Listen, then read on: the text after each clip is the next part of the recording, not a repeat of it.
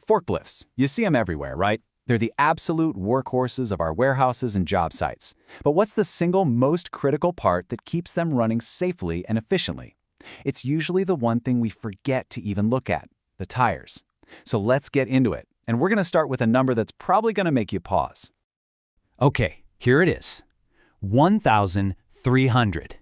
Just think about that number for a second. What do you think it represents? That's how many people are seriously injured every single year in the UK from forklift accidents.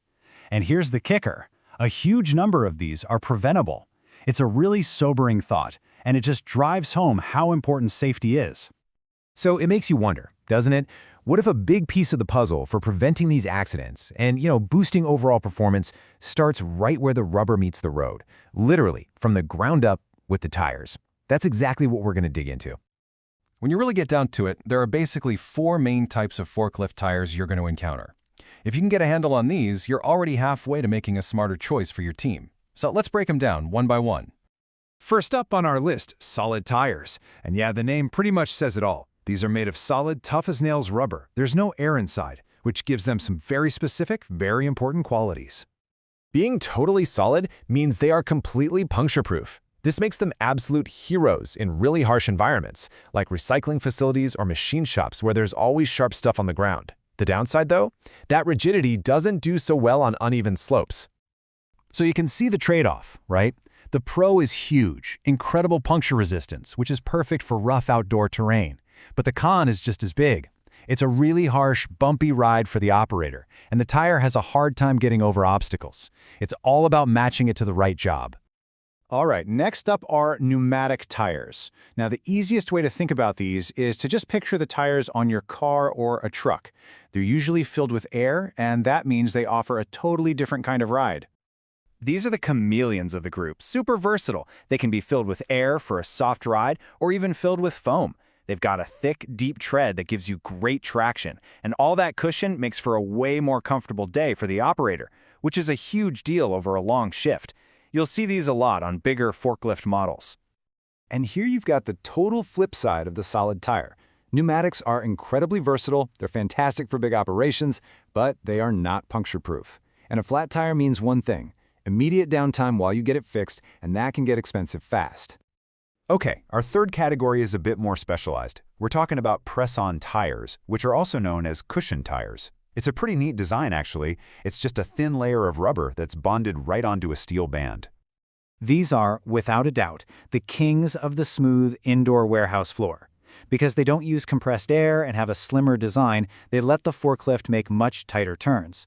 They're also cheaper to produce, so you'll find them on a ton of electric forklifts doing lighter work. So the big takeaway here is that these tires are specialists. Indoors, they are amazing and can last a really long time if they're treated right. But if they take a hard hit, they can tear. And unlike a pneumatic, you're not going to be able to do a quick patch-up on the spot. And that brings us to our fourth and final main type, polyurethane tires. These are another very popular choice, especially for specific indoor uses, and they're known for being incredibly durable with some unique resistances. So what's their superpower? They're really resistant to chemical spills, which makes them the perfect choice in places where that's a real risk. They also tend to last longer than other types, but you'll notice they have very little tread. This makes them great for clean, smooth floors, but not so great if there's sharp debris around. So to sum it all up, on the plus side, you get an amazing lifespan and they work great on smooth surfaces. But on the downside, just like solid tires, they give a really hard ride. And because there's barely any tread, any little sharp object on the floor can get stuck right in there.